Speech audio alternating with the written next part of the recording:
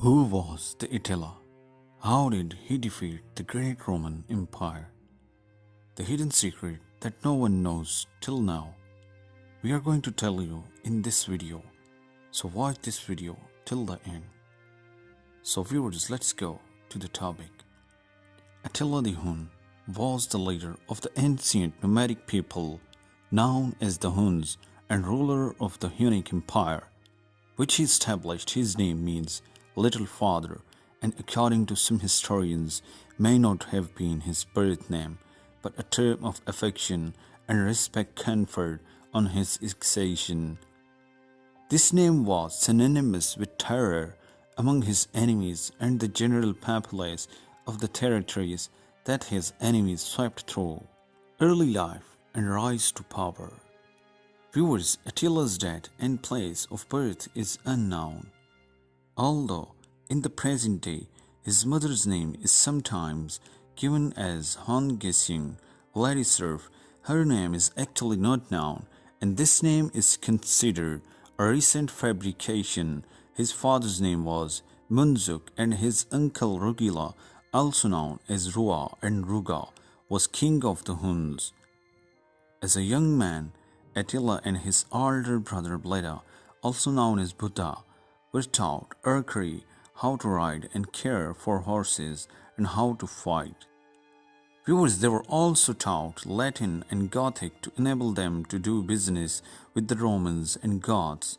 Historians are divided on how much can be said with certainty regarding Attila's early years. However, and some such as John Main claim that nothing is known of his early life, not even his birth name, and nothing shall be inferred based on his later accomplishments.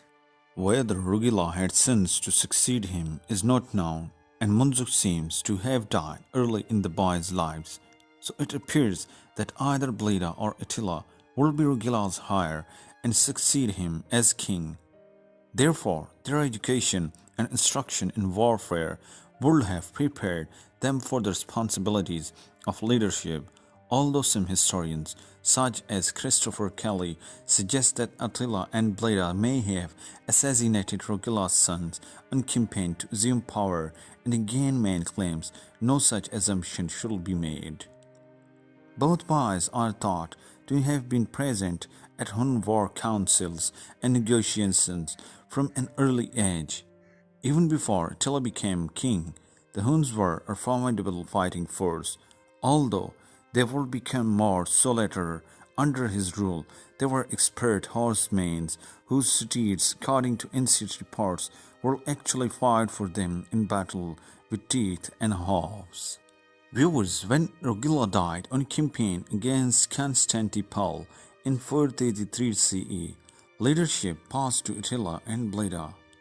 The brothers ruled jointly, each in control of their own regions and populace, as Leningradians frequently dealt with the Eastern Roman Empire, who formerly had paid the Huns mercenaries to take care of the other tribes harassing Rome's boundaries, but now found they were paying to keep the Huns from invading. Viewers, Attila and Bleda together brokered the Treaty of Margus with Rome in 439 CE. This treaty continued the precedent of Rome paying off the Huns in return for peace, which will be a more or less constant stipulation in Rome-Hun relations until Attila's death.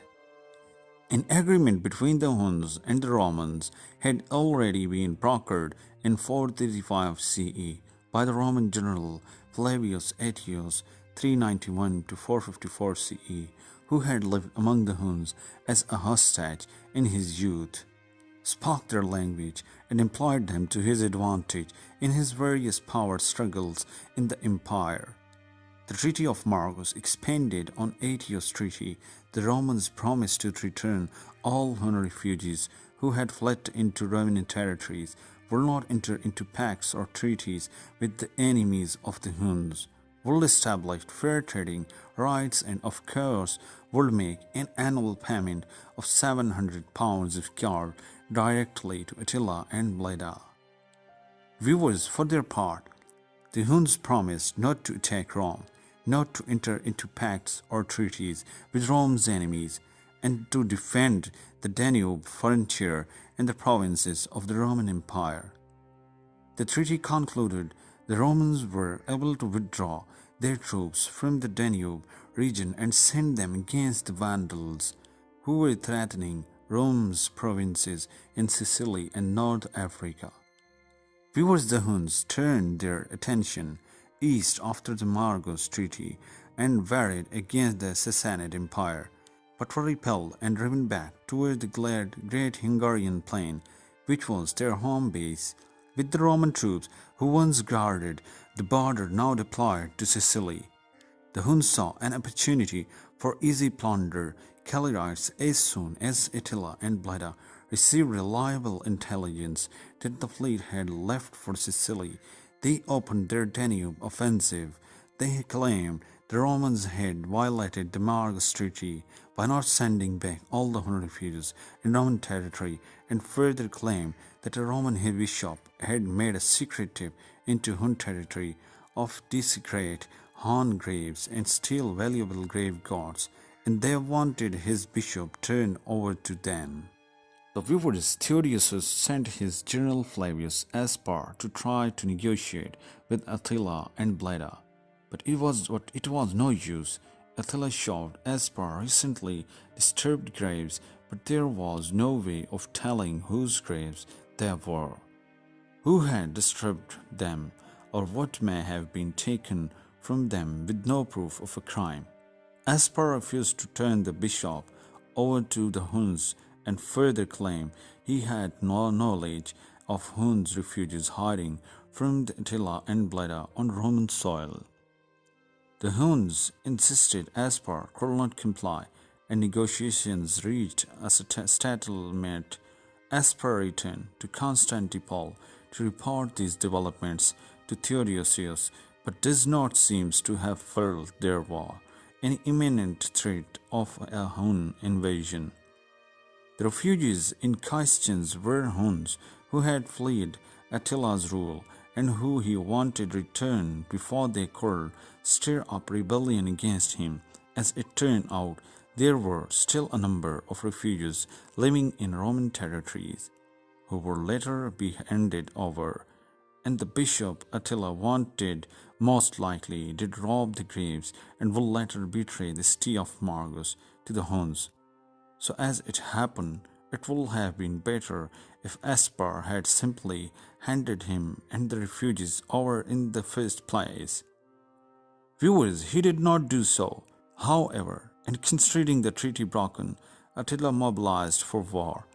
As Aspar headed back towards Constantinople in the summer of 441 CE, Attila and Bleda drove their enemies through the border regions and sacked the cities of the province of Illyricum, which were very profitable Roman trade centers.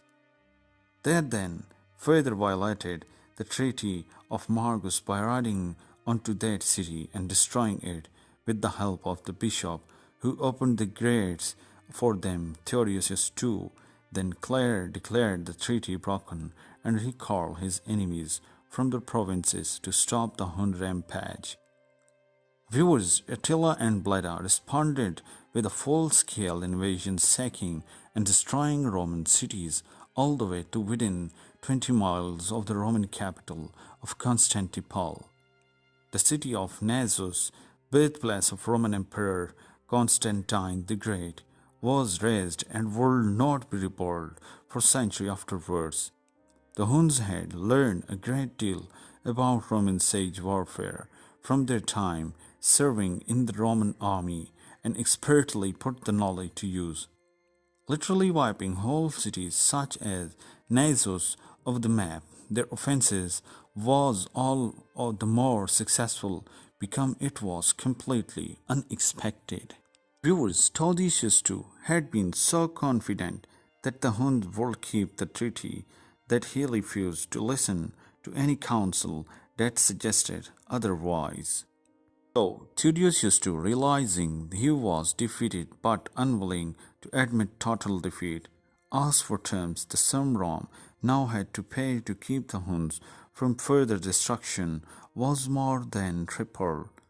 The historian Will Durant writes, Theodosius II of the Eastern Empire and Valentinian III of the Western but paid him tribute as a bribe to peace, disguising it among their peoples as payment for service rendered by a client king.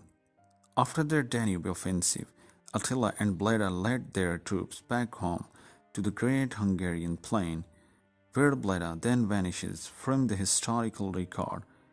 Curiosities, the most reliable Roman Count Priscus, who writes that 3 years after the offensive, Bleda, king of the Huns, was assassinated as a result the plots of his brother Attila. Other scholars have suggested that Bleda may have been killed on campaign, but however, he died in 445 CE. So Attila became the sole leader of the Huns and the most powerful military commander in Europe. That's it. In our upcoming video, we will tell you more about the Huns, so stay with us and subscribe to our channel and press the bell icon for more videos.